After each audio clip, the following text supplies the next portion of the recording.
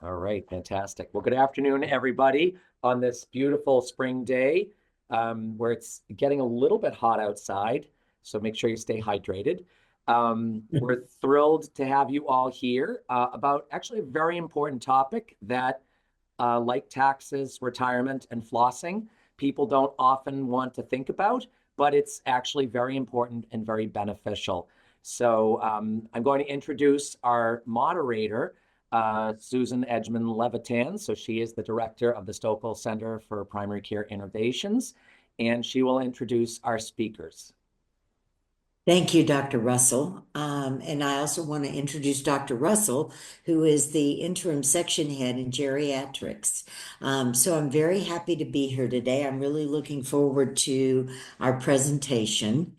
And before we get started, I just want to remind people about some of the housekeeping rules. So everyone, except for the speakers, is muted so that we avoid having any background noise.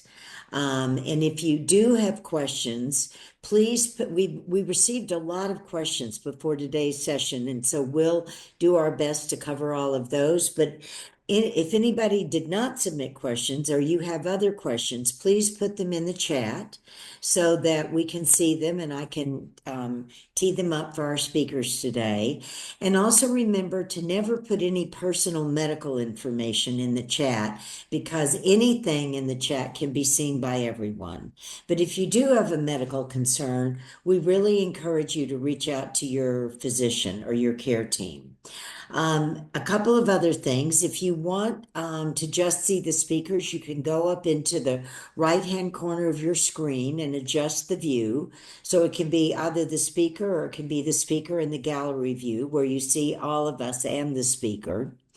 If your picture gets jumpy or your connection, you're worried about the stability of your connection, sometimes it helps to turn off your video, and you can do that by going down to the lower left-hand corner and clicking on the little video icon, and that will turn your camera off. So that gives you a bit of a boost for your internet connection. And then anything you want to put in the chat, you just go to the bottom of the screen right in the middle and you'll see chat and that will open it up. And then you can just write anything you'd like to write in there. So with that, I'm going to introduce our speakers today. And we are very fortunate to have John O'Day and Matt Carty with us from the Belle O'Day Funeral Home in Brookline. Mr. O'Day is a fourth generation licensed funeral director and has been licensed for over 35 years. He was born and raised in Brookline, where his family owned funeral home, Belle O'Day Funeral Home, operates and has actually been in business since 1915. We also have with us Matt Carty, who began his journey in the funeral industry at the age of 8 when he would help clean at his family's funeral home. After the loss of his father, he took a year off from college to regroup and later continued his education at Northeastern University. He went on to serve as a paramedic for the city of Boston, combining his commitment to care with a strong sense of service. In 2013, he joined John O'Day after meeting him and his son George, and has been proudly affiliated with their funeral home ever since. So with that, we're going to get started. And one just quick thing, I don't think we have any slides today, so it will be easy to see everyone as we go through the presentation. So welcome, Mr. O'Day and Mr. Carty. Let's get started. Great, thank you. Thank you for having us. So you were kind enough to send us some questions that some folks had already sent out to you folks to kind of be addressed, and we looked them over. I have some answers. Matt might have some answers as well. Some of them are about cremation, some of them are about pre-planning. The first question is to ensure whether the partner stay together after the deaths and the cremations. And as I had mentioned with Matt, we chatted about this as is it's a personal question, but it's something that would be more directed towards a directive with an attorney, because a funeral home can't make any guarantee that a partner, whether they chose to be buried or cremated, would stay together after death. So a directive with an attorney, placing it in your will. I'm actually in the process of doing something for estate planning for myself, and that question came up. So I know from my own experience, that might be the best way to answer that. And maybe Matt Carty could kind of, follow suit on that. Yeah, I was just a question when it comes to um, staying together, whether after cremation, if that's for, say, my partner dies prior to me, or vice versa, that when it comes to final disposition, um, us staying together. Yeah, I just really had a little bit of trouble interpreting this question. But what would happen is, if that's the case, if I were to be cremated and placed into a niche or an earth burial, um, at the time of death, there would be documentation at the cemetery that would allow my partner, spouse, to join me um, following cremation. Hey, thank you. Sure. And some of the other questions were, and I'll let you maybe, if it's easier, Susan, you can maybe read them, or I can read as I go along. Excuse me. But one of the questions was about a natural interment, just draped in a piece of cloth and buried into the ground. Green burial would be kind of in the idea of what that is. A green burial is no embalming. The person is taken from place of death and wrapped in a shroud of some sort, like the question posed.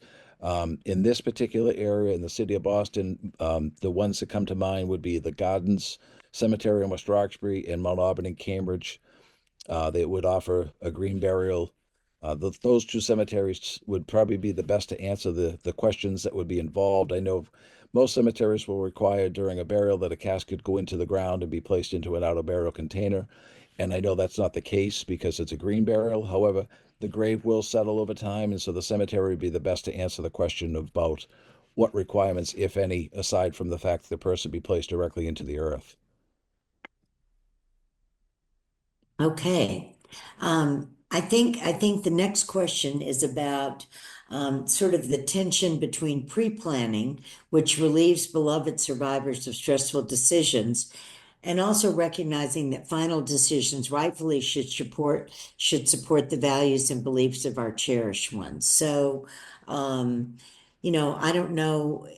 I think what this is really trying to get at is maybe when there are differences of opinion, and how pre-planning can help kind of resolve some of those issues so that it doesn't fall on the survivors to be involved in stressful decisions where they may actually not have all the information about the wishes of their family member who has died. So I don't know if you want to say something about that.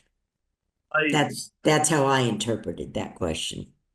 I experienced, it's much less stressful when the person when a person comes in, it makes their own pre-need, or it starts their own pre-planning, because they're making the decisions that are important to them. We see more stress when uh, family members come in, say, there's a sudden death, and they have no idea what the deceased had wanted, or there's differences of opinion between children on what, mom or dad had wanted.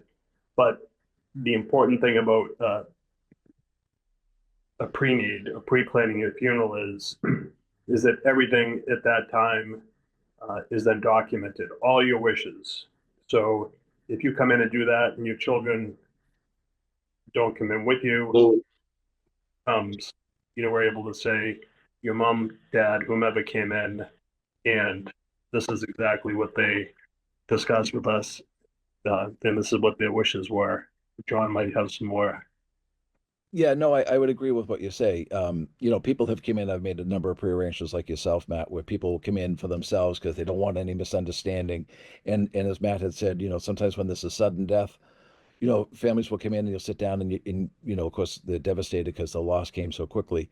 But when you sit with folks, you try to say, was there ever a topic of conversation whether your father or mother may have wanted to be buried or cremated? And then the route to get to either burial or cremation. Do they want to have any sort of ceremony, whether it be religious or spiritual? Um, and did they want to have any kind of visitation for family and friends, maybe to come and pay their final respects?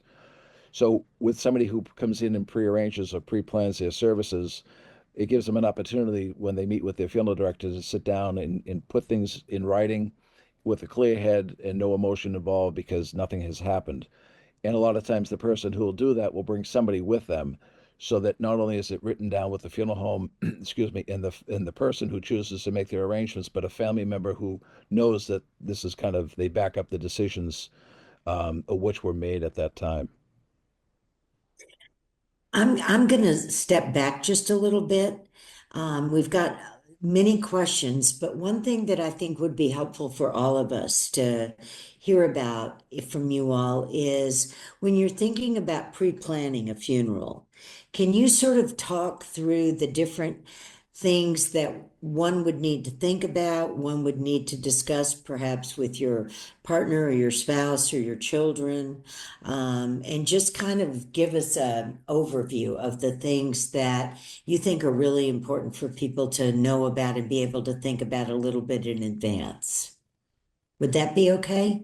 Yeah, sure, sure. I think, when people who That's want to sit down and they want to prearrange a funeral, whether it be, for a spouse or for themselves, typically people come in together like that. A lot of things to think about and take into consideration is what you want. Do you want to be buried? Do you want to be cremated? Cremation is not a final form of disposition. So if you are to be cremated, what do you want done with your ashes after they're returned by the crematorium? If you want to have them buried in a family lot, do you want to have them scattered?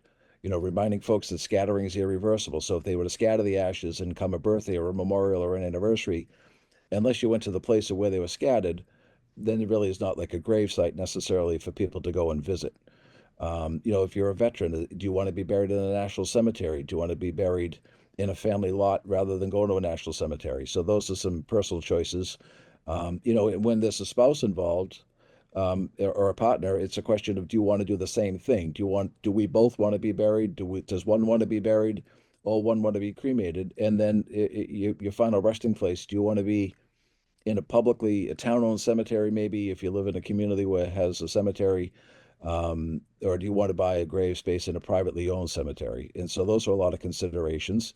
And do you want to have an opportunity to have a wake or not? Or do you just want to have an opportunity for family, just immediate family, to come pay their final respects and see the person prior to burial or prior to cremation?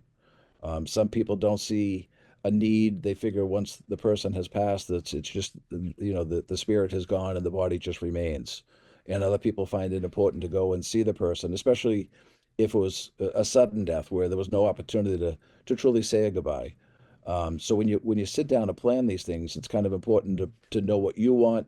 It's important to maybe follow some family tradition as to what has happened in your family. And I was speaking earlier with Monique, is the idea that, some families will choose to follow what the family past has done, whether it be burial or cremation. Is there a wake? Is there a religious ceremony? So having all that knowledge before you sit down with a funeral home and meet with your funeral director and discuss your opportunities, and do you want these things? Cremation allows you to have a lot of options with visitation and the use of a ceremonial casket, or do you want to buy a casket? Where do you want to spend your money in which is important? But ultimately is the decision between the two people making the arrangements. And Matt Carty could probably give you a little bit more insight too. yeah, Go I ahead. on mention, um, and this is very important to me. Uh, when John mentioned, the National Cemetery. So it's important I think, for people to know. A lot of people don't realize that if anyone, honorably served in the military, that they and their spouse, and if they should have a dependent child, um, that the Mass National Cemetery or any national cemetery in the country allows for free burial of the veteran, their spouse, or a dependent. So sometimes, when you walk into a funeral home and you go to make arrangements and you start thinking of cemetery, you may not be aware, if you did serve in the armed services, that's an option for you. So that, again, is just something I wanted to add, since the subject of the National Cemetery up. One other question that I have, because I've seen this be a bit of an issue in some situations. Can you say a little bit about the logistics of cremation? Because my understanding is that it doesn't necessarily happen immediately. And just tell us a little bit about that. If that's something that someone chooses, what are the sort of things around that that would be important to understand? So Massachusetts general law requires that the funeral home shelter the remains for 48 hours before we can proceed with cremation. Within that 48-hour window, what we typically like to do is get all the necessary paperwork we need to proceed with cremation. So that would be if someone died at home on hospice, there'd be a nurse pronouncement. So during that time, we have to get in touch with the PCP and then have the provider sign what's called an attestation, attesting to the death. Following that, we get all the biographical information of the person, and then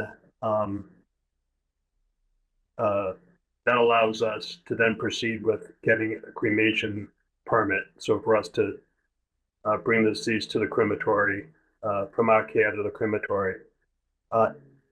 Anyone who is going to be cremated, again, Mass General Laws requires the medical examiner view any person who's going to be cremated. Sometimes when you mention the medical examiner, some people think, well, geez, they're going to do an autopsy, that's not the case. They just prior to cremation, because there's no going back. If someone has a question about, down the line, the medical examiner staff just has to view the deceased just to make sure there was no foul play. And then once they've signed off, we can proceed with cremation. That being said, sometimes there are delays.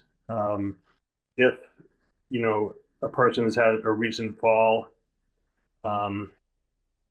typically the medical examiner will hold up a cremation until they're able to do the chart review, get in touch with the provider, get information, on, what attributed to the fall, whether it was extrinsic, intrinsic, making sure the person, fell, wasn't pushed. So some things can hold up cremation, but that's the time frame for cremation. Okay, thank you. That was probably what I would have said too. So there's not much to add. Okay.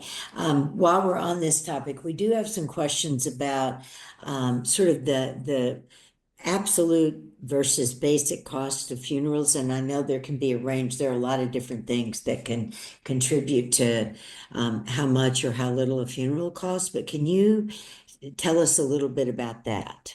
Sort of what people might expect and what some of the expenses are and that sort of thing. Well, some of the expenses, excuse me, every funeral home would have a different schedule of fees. Every funeral home dictates their own their costs, no different than cemeteries. So when you sit down with a funeral home, depending upon what service you may select, sometimes it might be a package where it's such as a direct cremation or an immediate burial.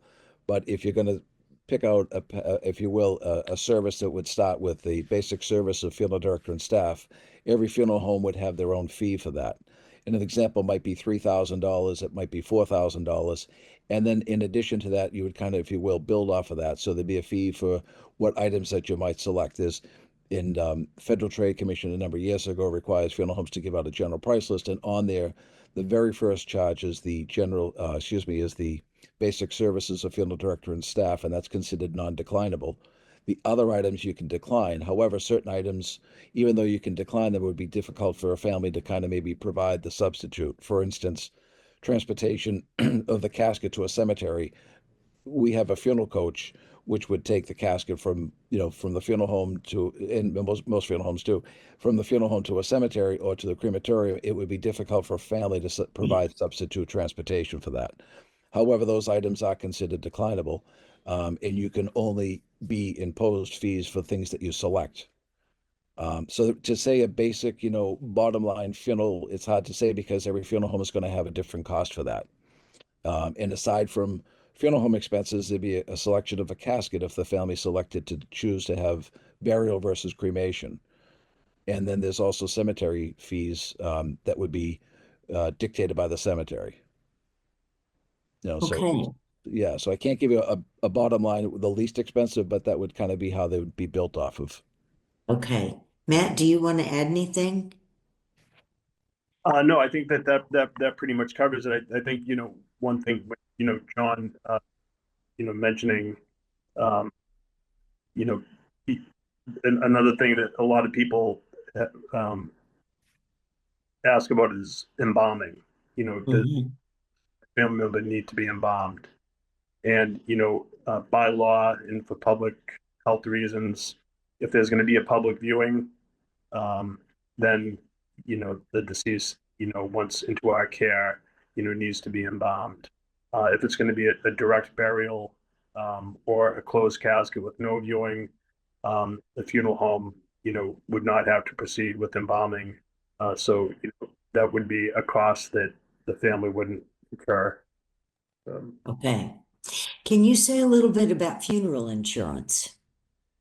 Is that something people should consider? Is it worth it? I don't offer insurance, as a funeral director because I'm not licensed. I'm licensed as a funeral director.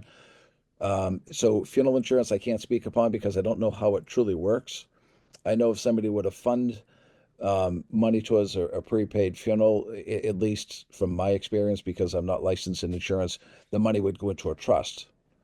But funeral insurance itself, I can't speak of. I do know that typically, I should say, no different than the insurance policy you take for a life insurance is there's usually kind of a holdback, if you will, a commission to the person who writes it. So, whether that's a pro or a con, I don't know. Okay. Yeah. We do have a question in this same vein about, can you share a little bit about the price range if you just want cremation and no service? So Approximately. that varies from funeral home to, that's just something that, I discussed with John a little bit earlier. So, there'll be some funeral homes whose cremation will be, $1,300.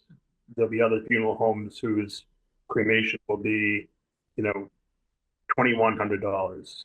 And, what's the difference there? Why is one funeral home so much more than another funeral home?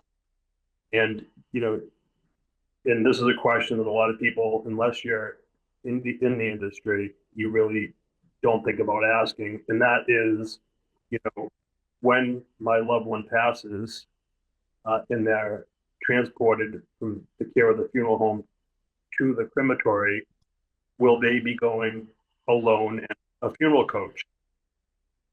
So there's no state law that dictates how many people uh, can be transported to a crematory at the same time. Myself and John, we've always felt, that a dignified way of transporting someone to the to the crematory is alone by themselves in a funeral coach. Other funeral homes are able to, have a price of $1,300, $1,500 because there's multiple people, in a van being transported over to the crematory at the same time. That just sometimes is the reason why you'll see cremation advertised for $13.95, $14.95 is because rather than one person going back and forth 14 times a day, it's 14 people being transported at once. So ethically, I just would never do that with the family, but that is a big reason why you see cremation with some homes much less. Okay. Can you say a little bit about what is the process or what happens? Say you're traveling and you die far away from home, or you have an accident or an emergency. Tell us a little bit about what that process is, to get back to wherever you're living and with, whatever, where you've lived. Yeah, Yeah, it's go ahead, Matt. a process, but I'll let John take this one. Yeah, so typically if a person were to pass in the United States, we would oftentimes what I would do, and I think most funeral homes would, is they would contact a funeral home in that particular area to represent them, to arrange for preparation of the person to be brought back to the community which they lived. Sometimes there's not a resource in that community, so you might rely on like a nurse or a police officer or somebody to give you some assistance and point you in a direction. Other times, a family may, for instance, if there was a death in Florida, I'll use that locally because I know this just happened recently, and they contacted the funeral home direct. The funeral home there represented the funeral home and arranged to get the person back to the community which they lived. And then the receiving funeral home would go to the airport and receive the person, take them into their care, and follow out the funeral arrangements in that community. But sometimes, if you're traveling abroad outside of the country, there is a transfer service. They're based out of Ohio, and they have worldwide representatives who could then, and you'd contact them. They could arrange to have a funeral home coordinate and facilitate, whether it be getting in touch with the consulate and getting paperwork squared away, because outside of the United States is a little bit more involved than it is with inside the continental U.S. So, inside the United States is no different almost as if the death happened in the next town over, but outside it's a little bit more involved. Okay. One thing that you said that I was not aware of is that there are private and public community-based cemeteries. And we do have some questions about, is there any sort of central resource or place that people can access information about cemeteries that I would imagine might include public and private ones, and also cemeteries that are designed for people from different faiths? Well, I think, a lot of people will do a Google search. A lot of people are familiar with the community where they live and cemeteries. And other times people have driven by cemeteries and have never even noticed they exist because some of those cemeteries are considered memorial parks. And so therefore the monument is flush with the ground and you wouldn't even notice it unless you knew there was a cemetery or if you were there. So it does vary, and not every town has a municipal cemetery. Not every city has a cemetery that's municipal. There are many privately owned cemeteries. I know that used to be the Memorial Society of Massachusetts, which I believe goes by the Funeral Consumer. I was actually looking that question up earlier, see if it is Funeral Consumers Alliance. They have a website. It's called funerals.org. It's based here in Massachusetts. And if you follow under their website, they have quite a few resources on other things outside of, they offer things where funeral homes, if you wanted to have a funeral home take care of part of the funeral and you wanted to take care of some of the funeral, there's funeral homes that might be willing to work with the family to kind of navigate caring for your own when the time of death came. And so they're a good resource to probably bounce onto their page and look Okay. up to see if they might have a list of all the cemeteries in the surrounding community where you live. Okay, and we can put that on the in the chat. We can put that website in the chat. Yes, www.funerals with an S or .org. Okay. Yeah, Okay. they help with a lot of folks.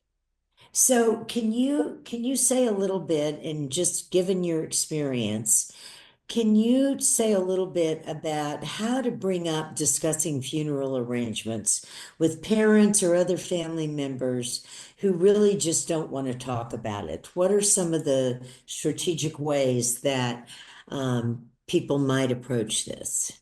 I'll let Matt do it. I'll defer to Matt. He's a little bit more diplomatic. Yes. Well, you know, I think there's certain times when, it's a good time to bring up the subject.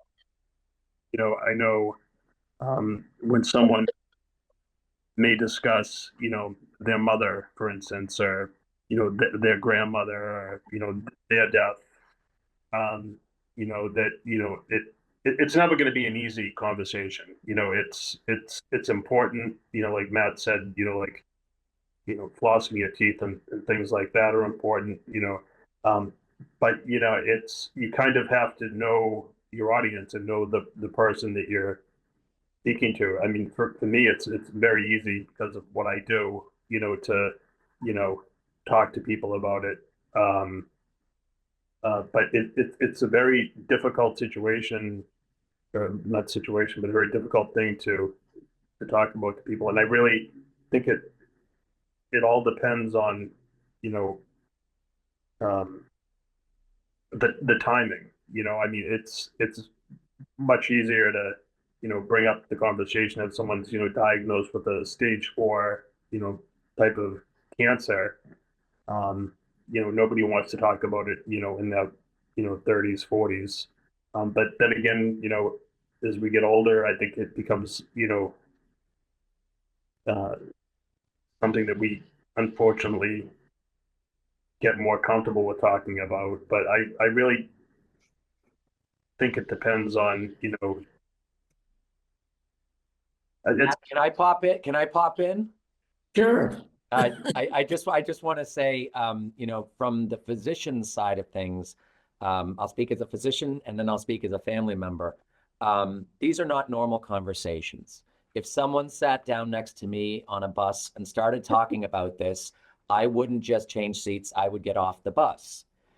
But these are the reasons why we have to normalize it in planning. And I think where I've had success in talking with my patients around things as challenging as, do I continue to drive? Do I ever want to be resuscitated? It's like we're trying to preserve your voice through all of this and take the pressure off of your family and loved ones.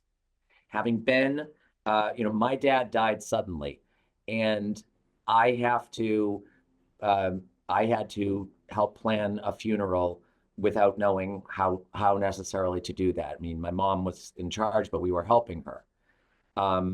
Conversely, my uncle did pre-planning, and that experience was very helpful for him because he was able to say, these are my values, these are my beliefs, this is what I want. And we, as the nephews, felt very much confident that his voice was preserved, even through his funeral proceedings and whatnot. I didn't like the version that they sang of the Battle Hymn of the Republic, but that's neither here nor there. That's just who was available to sing that day. But what I feel is that if you normalize it through, this is planning, and you don't have to talk about it extensively. You don't have to do it, repeatedly, but to know that it's done and to let your family know that it's done and why it's the way it is, that is so helpful. Anything, John or Matt, you want to add to that? I think Matt was, I mean, I think, having the experience, of pre-planning like Matt did, and then having, or first having a sudden death and then the pre-planning, I think that, he probably answered that question better than both myself and John could, because you kind of have to go through it to, be able to discuss it with people. So the other thing I just wanted to mention too is that, there's certain, it's different, obviously not all physicians are the same, but, I've found that, when it comes to oncologists and, some other types of physicians, they also have a very difficult time talking to their patients about end of life. I don't know why it is, maybe because, they just don't want them to give up hope. But not all physicians are able to, discuss that the way, and articulate it the way that Matt did. So that was great. Thank you for that. I would agree with that. So thank you, Dr. Russell.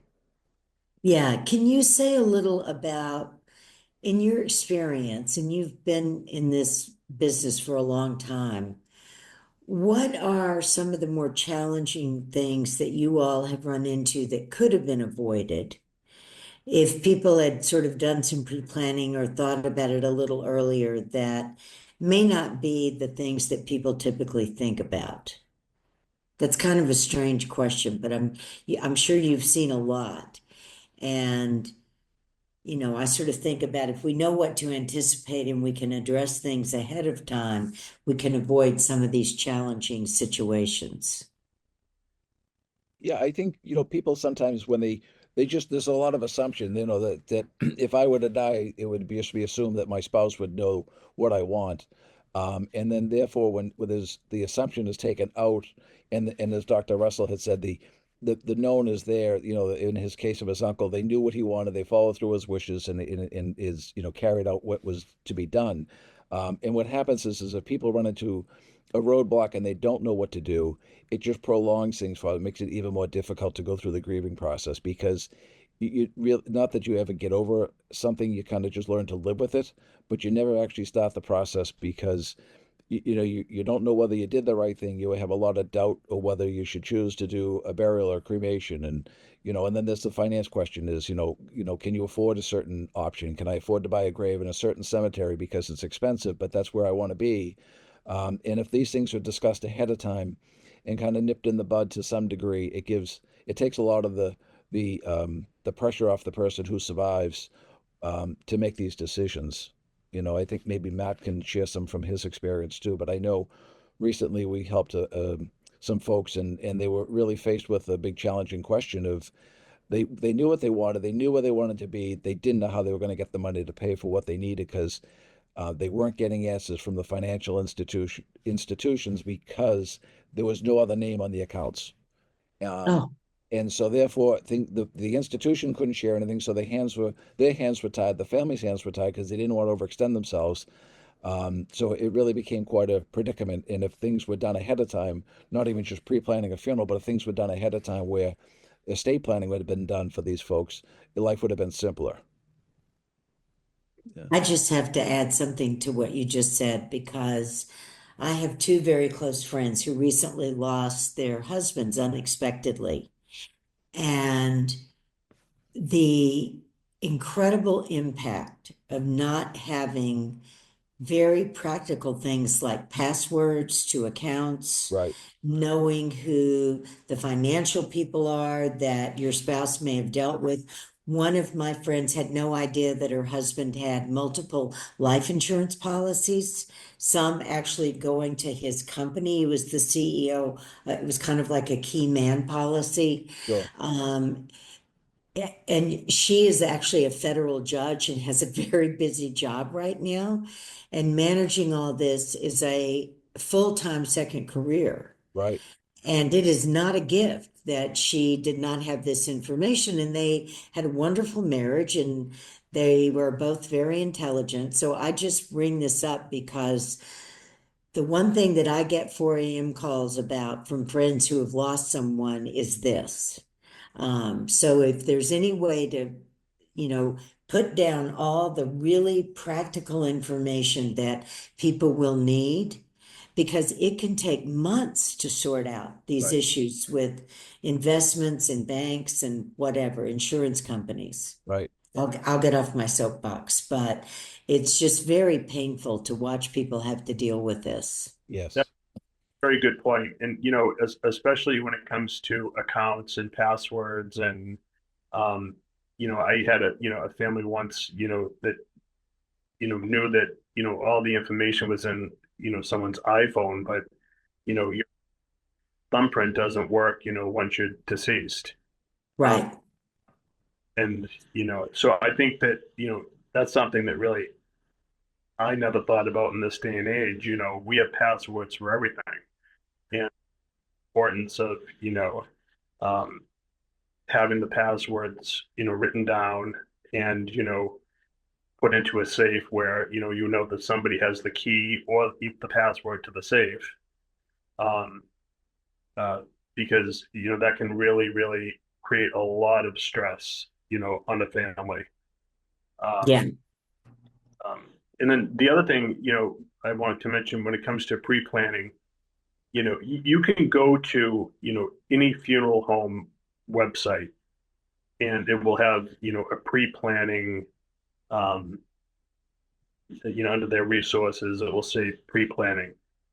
You can fill it out and put down all your wishes, and you don't necessarily have to send it to that funeral home. After you put down all your wishes, you can always just print that out and, give it to your family, or put it, somewhere safe. And then, even if you didn't choose that particular funeral home, all the questions that will be very important and asked at your time of death are then answered and printed out and put in the safe spot. So it doesn't, it would just, make a lot of the things that we're discussing now a lot easier. So you just have to go to page, hit on pre-planning, fill out everything you want. You don't have to send it to the funeral home, as I said. Print it out and keep it in a safe place so that your family knows what your wishes are. If you don't want to discuss it with them, if you just want, when the time comes, and just let them know where that paperwork is. That's a great resource, and that's an incredibly helpful suggestion. So thank you. We have one other, I think, pretty practical question that we haven't addressed, and that is, what do people need to know about what to do when a family member dies, especially if it's not expected? What are the things that they should do, and, with the funeral home or whomever? Can you say a little bit about that? And Matt Russell, you may want to say a little bit about this as well. So if someone dies suddenly, if I were to, go home and, being the unfortunate situation of, finding someone who's obviously deceased, the first thing you have to do is you have to call 911. So police, fire, EMS show up, and if they, declare that the person, is non-viable, has no signs of life, what they will do is contact the medical examiner.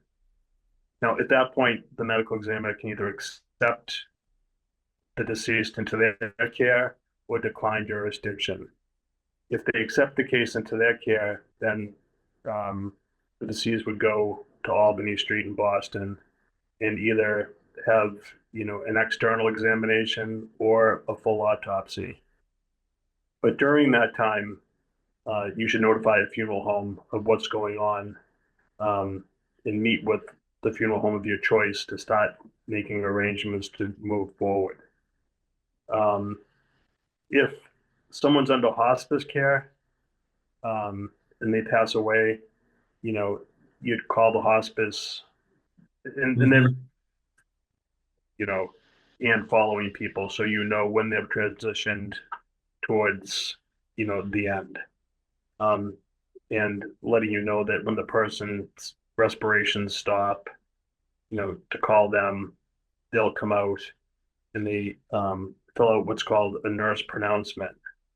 And by filling that out, that gives the funeral home permission to take the deceased back into their care. Mass General is very, very good when it comes to, so on this pronouncement, it gives you the physician to notify to fill out all the paperwork to move forward with the services.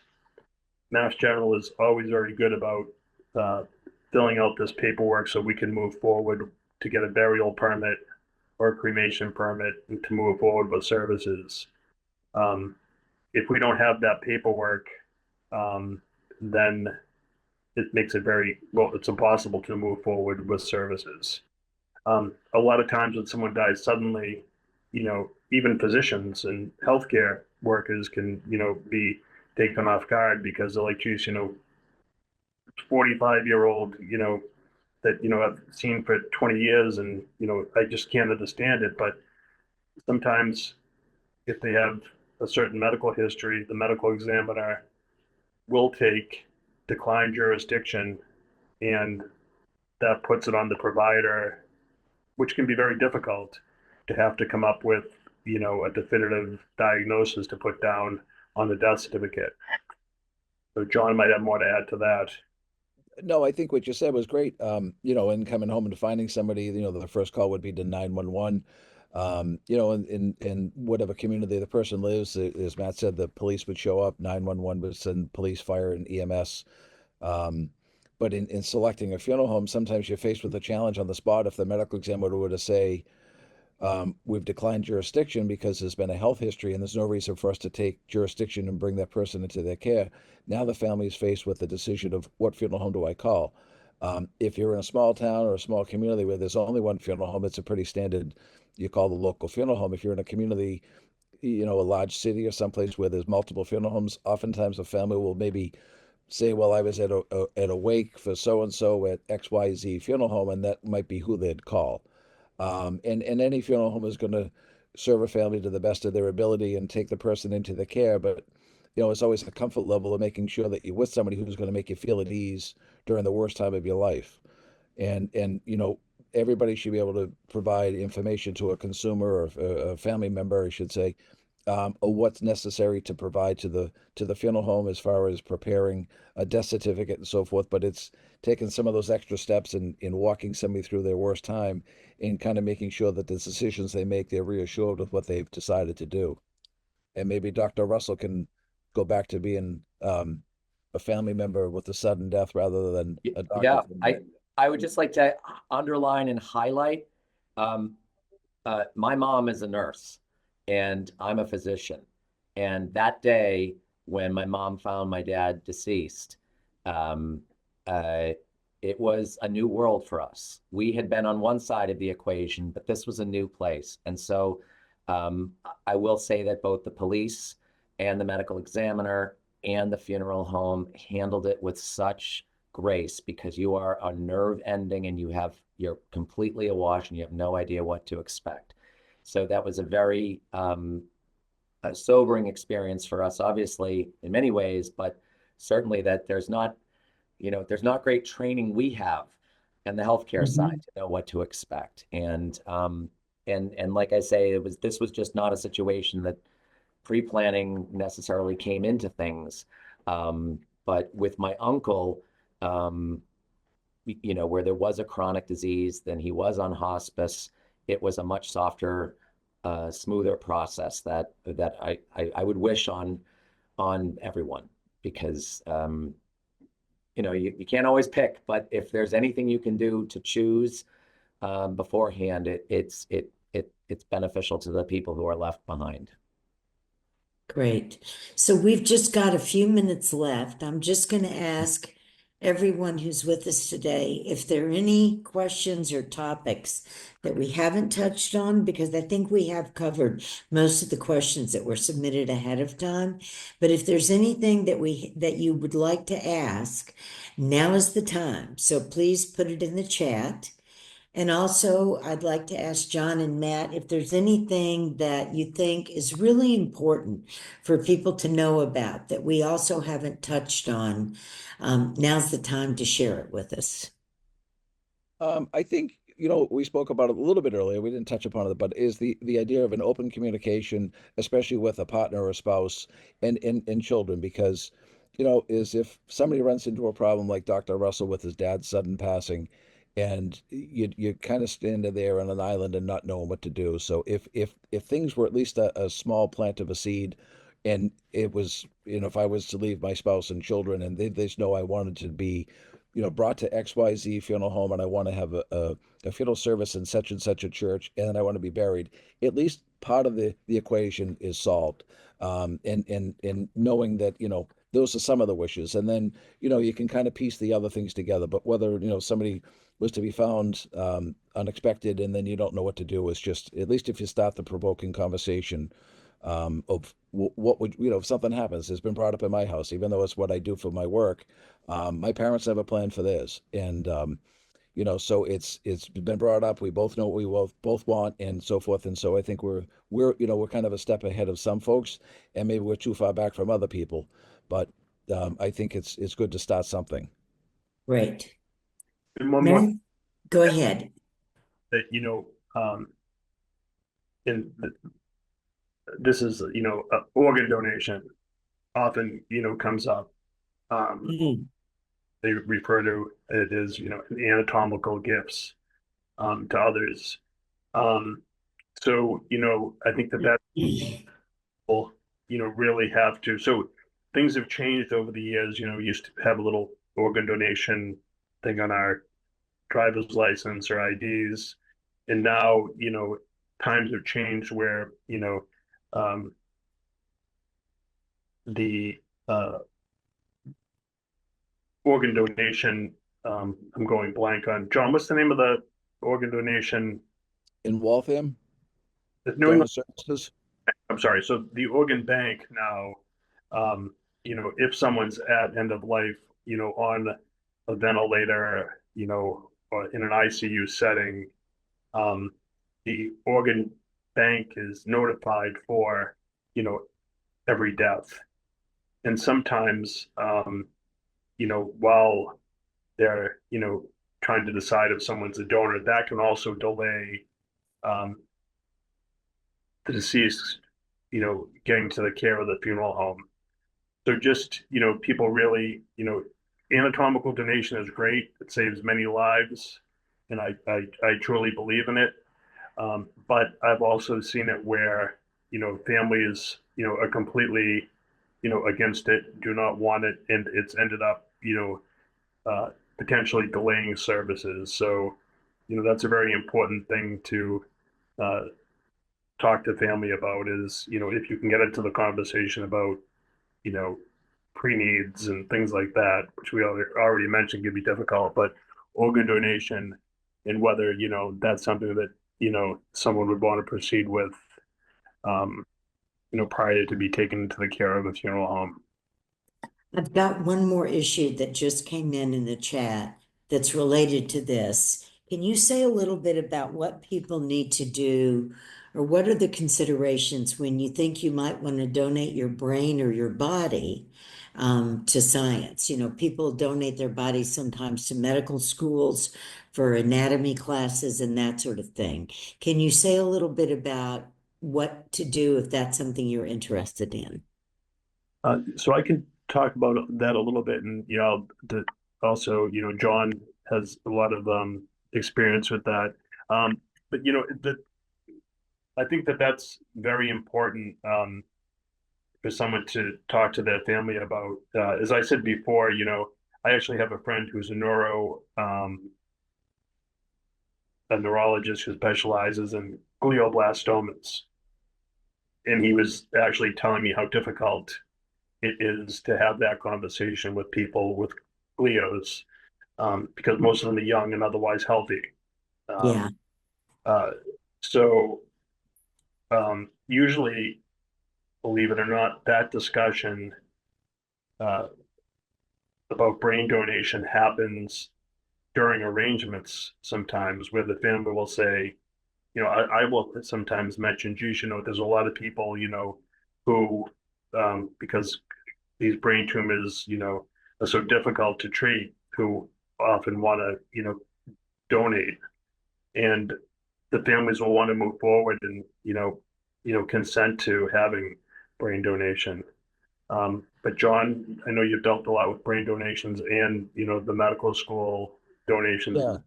Yeah, and it's a generous gift. It's tough, but it doesn't prohibit anything except the anatomical donation to a medical school does prohibit a lot in if it's important to families to have a ceremony with the person present, because that opportunity is taken away by an anatomical gift to whether it be Harvard Medical School or Tufts or another one for that matter, because the studies can take up to 18 months. And by the time they complete the studies, you've had to enroll in the program with the school, and then you have to opt out whether at the end, if you want the school to arrange for disposition of your remains afterwards, or if you want them to be returned to a family. But somebody who has donated their brain for whether they've been involved in a study, some of the major institutions like Mass General, they follow somebody who might be in a study, and it's been brought up far in advance before the death about the donation of the brain, and you see it a lot now with football and in hockey now. I see them talking about it and so forth with the concussions and the protocols and the donation of a brain to study that. And but that doesn't prohibit anything as far as a funeral. If a family chose to make a donation for their brain to be studied, it doesn't prohibit them from having a wake with an open casket if they chose to do so. So it is a very generous thing for the person to do, because it allows for research for what we learn as we go down the road in life, and know what, what causes other things. But to go back to the anatomical gift to a medical school, it's something you should take into consideration. It's a generous thing to do. The medical school will offer some, financial support to the family by doing so, because they'll pay for some of the expenses, they'll pay for the disposition after the studies, but it does remove the fact that the person will not be in attendance, if you will, for any kind of ceremony, including cremated remains, because cremated remains wouldn't happen till after the cremation, which is long after the study. Okay, thank you. So we're just about out of time. There are a couple of things I want to mention quickly. Emily Sterling Graves, who's on the call today with us, who is the social worker in our geriatric medicine practice, has just let, I think, all of us know that she has information that is available to everyone if you are interested in donating your body to science. I also want to mention that our next town hall is,